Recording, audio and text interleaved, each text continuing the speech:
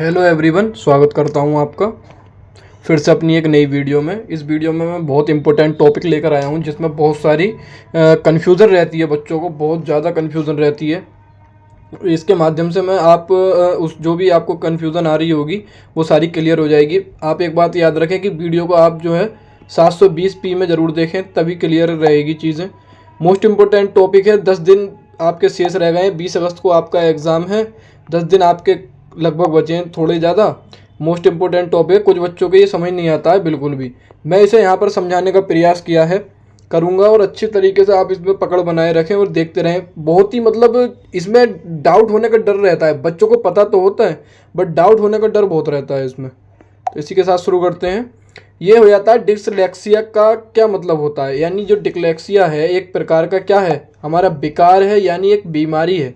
बीमारी किस तरीके से है वो, तो ये अपठन या बाणी या लिखित भाषा के दृश्य, जो भी मैंने पॉइंट आउट कर रखा है या लाइनिंग कर रखी है, उसको आप उतार लें अपनी कॉपी में ये वाला हेडिंग डालकर, तो चीज़ें जो हैं आपकी क्लियर हो जाती हैं। तो बाणी या लिखित भाषा के दृश्य, यानी जो बाणी है या लिखित कोई चीज़ है, हम ढंग से उसको देख नहीं पाते हैं और उसके रूप में हमें कठिनाइयों का सामना करना पड़ता है। जैसा कि यहाँ लिखा भी गया है कि मनुष्य निर्मित लेखन प्रणालियों को पढ़ने में होती है। यानी जो डिसलेक्सिया है वो आपको पढ़ने से लेकर संबंधित है, आप उसमें देख नहीं पाते हैं चीज़ों को। अगली हो जाती है हमारी डिस्प्रैक्सिया। ये क्या है, मोटर स्किल है एक प्रकार का। मोटर क्या होता है, एक स्किल टाइप होते हैं।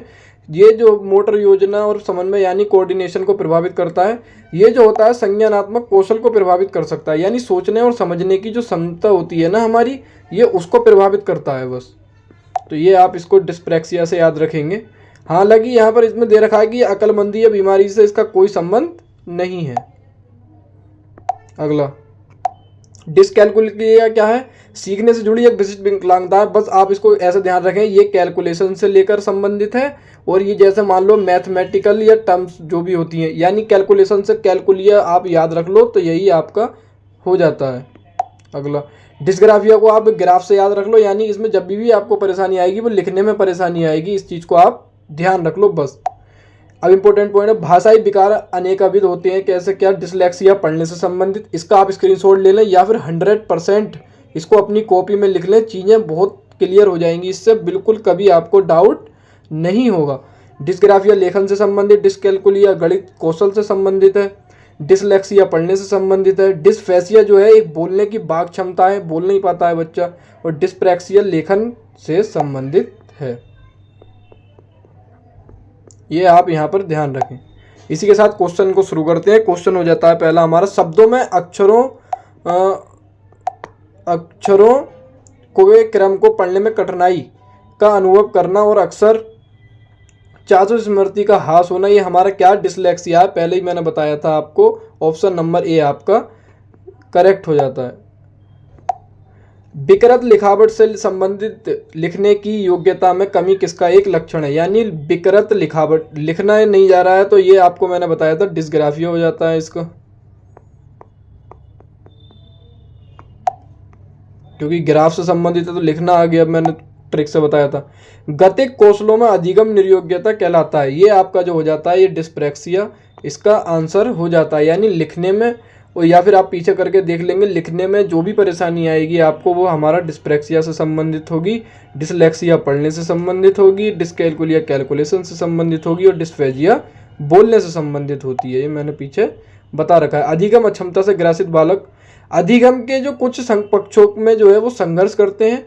जैसे कहीं पढ़ने में संघर्ष करेंगे, कहीं लिखने में संघर्ष करेंगे, कई चीज़ों में वो संघर्ष करते हैं। किसमें, अधिगम अक्षमता, यानी लर्निंग में जब उनका क्षमता नहीं होगी उनकी।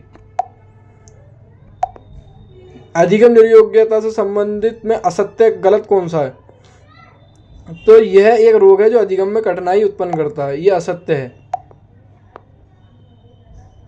ये आपका असत्य हो जाता है। अगला अधिगम निर्यांग्य, यानी जो बच्चे अधिगम के योग्य नहीं है, अधिकतम होते हैं। कैसे होते हैं, उनकी जो थोड़ी उपलब्धि है ना, निम्न उपलब्धि वाले होते हैं, उन्हें उपलब्धियां कम मिली होती हैं, यानी उनका जो माइंड सेट होता है थोड़ा लो होता है, क्योंकि उनमें जो है अधिगम को वो यानी लर्निंग के सीख नहीं पाते हैं, उनका मज़ा नहीं ले पाते हैं और उनका दिमाग इधर उधर डाइवर्ट हो जाता है। वाक् व भाषा संबंधी विचार हमारा क्या कहलाता है? अफेजिया मैंने बताया था।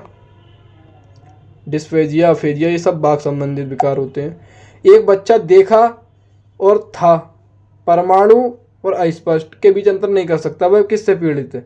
वह हमारा जो हो जाता है बी यानी डिसलेक्सिया, पढ़ने से ही संबंधित हो जाता है। दृश्य की कमी से 20 ग्रेड के छात्र का होना क्या कहलाता है भाई?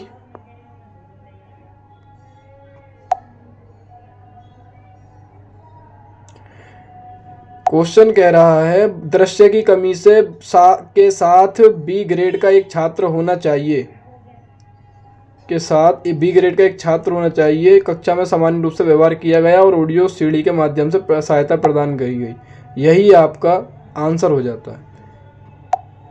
डिस्थीमिया क्या है? गंभीर और एक तनाव की अवस्था है डिस्थीमिया, ये इंपॉर्टेंट है, इसको याद रखो। Thank you. अगर वीडियो पसंद आई हो तो वीडियो को करो लाइक, वीडियो को करो शेयर, चैनल को करो सब्सक्राइब। ऐसे ही छोटे छोटे टॉपिक में लाकर रहता हूँ बहुत छोटी वीडियो में, जो आपके एग्जाम के पॉइंट ऑफ व्यू से बहुत ज़्यादा इंपॉर्टेंट हो जाते हैं, तो इन पर आप अपनी पकड़ बनाए रखें।